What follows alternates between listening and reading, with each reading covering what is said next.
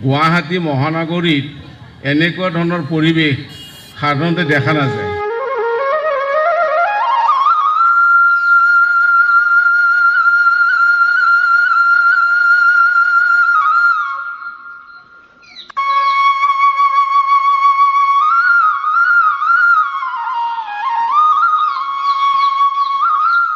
আপোনালোকৰ যি ধৰণৰ ঐক্য আছে, একতা আছে, আপোনালোকে যি ধৰণে সাংস্কৃতিক পৰিৱেশ ৰচনা কৰিছে, সাধাৰণতে কিন্তু গুৱাহাটীৰ দৰে মহানগৰী অঞ্চলত সাংস্কৃতিক পৰিৱেশ তৈয়াৰ যিটো কৰিছে, সেই সাংস্কৃতিক পৰিৱেশটোৰ মাজেৰে আপোনালোকে আমাৰ আইসকলকো ইয়াত জড়িত কৰিছে, ছাত্ৰ ছাত্ৰীসকলক ইয়াত সকলো ধৰণৰ সুবিধা দিছে।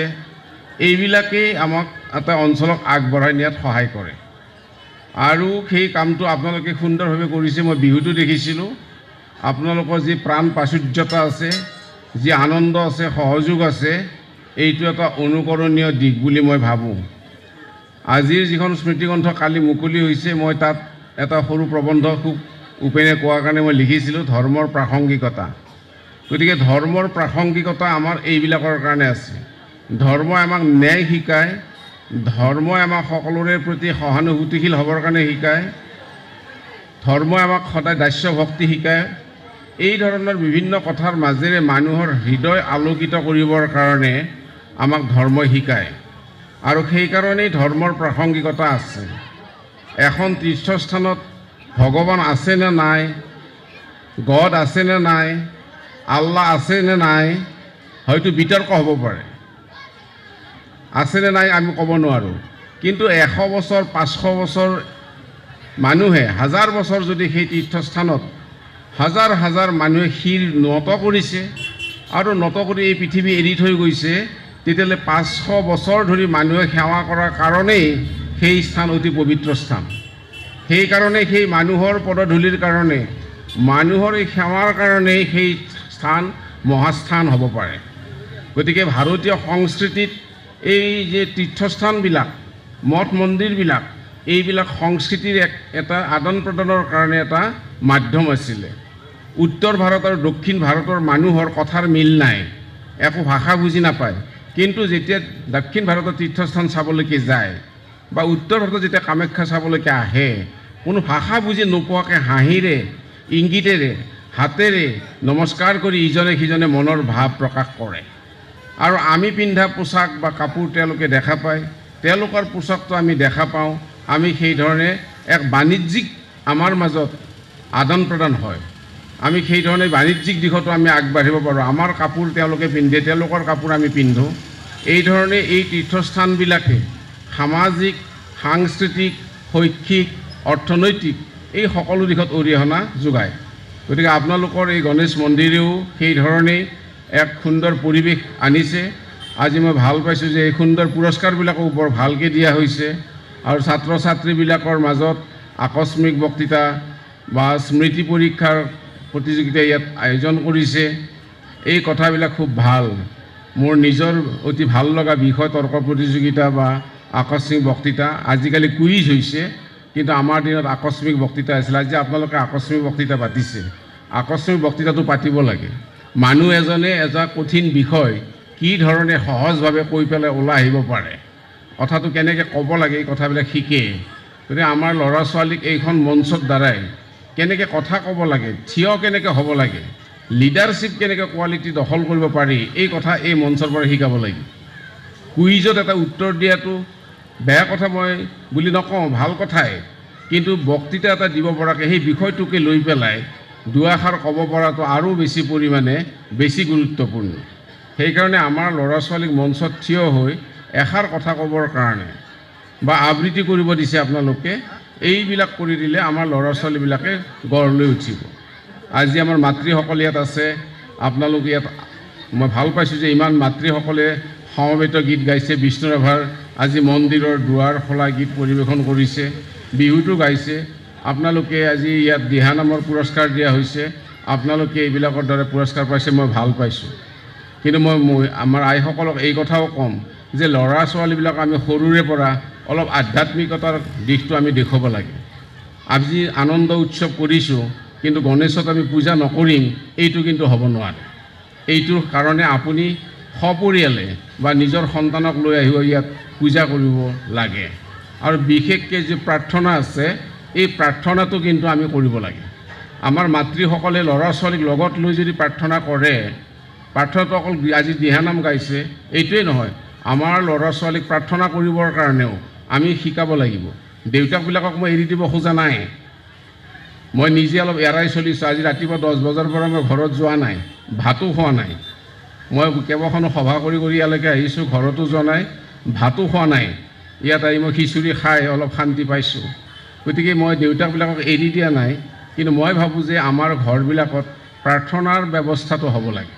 প্ৰাৰ্থনা হ'লে মানুহৰ দস্য ভক্তি হয়।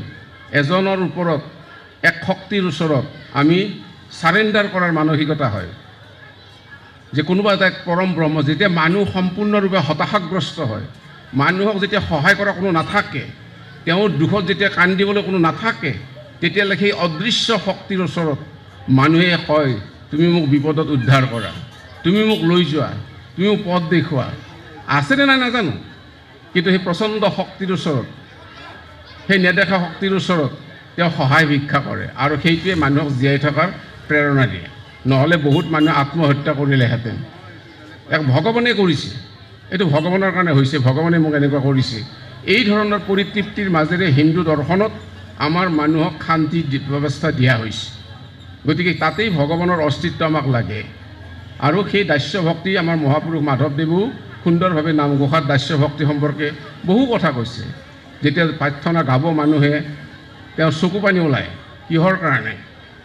যে তাৰ যিটো শব্দ, তাৰ ভাষা, যি ভাৱ, ফিলচফি আছে, মই দুৰাচাৰ কেৱলে তোমাৰ অপৰাধী নাৰায়ণ, সমীও কহৰি লৈও দাস কৰি, আমি যেতিয়া গাম তেতিয়া এজন মানুহৰ অন্তৰৰ পৰা সেই সময়খিনিত সকলো ধৰণৰ অহংকাৰ, সকলো ধৰণৰ মনৰ বেয়া ভাৱ আঁতৰি যায়, আৰু সেই সময়তে তেওঁ ভগৱানৰ ওচৰত চাপি যায়। এতিয়া ভগৱান আছেনে মোক যদি সোধে, মইতো ক'ব নোৱাৰোঁ, কিন্তু মই জানো যে ইয়াত এই মাইকটোত মই কথা কৈছোঁ, কথা কওঁতে ইয়াত বা এই লাইটটো জ্বলিছে, ইয়াৰ দ্বাৰা আপোনালোকে সকলোৱে শুনি আছে। মই কৈছোঁ যে এইটো এটা বিজুলী, এইটো এটা ইলেক্ট্ৰিক, এটা কাৰেণ্ট আছে, ইয়াত এটা বিজুলী শক্তি এটা আছে, যিটো শক্তিৰ প্ৰভাৱত মই লাহে লাহেকৈ কথা কোৱাৰ পিছতো আপোনালোকে সকলোৱে শুনিবলৈ পাইছে। ইয়াৰ ভিতৰত এটা কাৰেণ্ট আছে কাৰণে এই কথাটো শুনিছে। কাৰেণ্টটো গুচি গ'লে কিন্তু নাবাজে। এতিয়া মোক যদি আপুনি মোক সোধে যে মোক কাৰেণ্টটো দেখুৱাই দিয়কচোন, আছে নাই? আপুনি যদি সোধে কাৰেণ্টটো কি বস্তু মোক দেখুৱাই দিয়ক, ৰঙা নে নীলা, মই দেখুৱাব নোৱাৰোঁ। এতিয়া মই দেখুৱাব নোৱাৰিলোঁ মানেই এইটো বুজাব নেকি যে শক্তি ইয়াত নাই? যে মই দেখুৱাব নোৱাৰিলোঁ কাৰণে কম নেকি যে ইয়াত শক্তি নাই?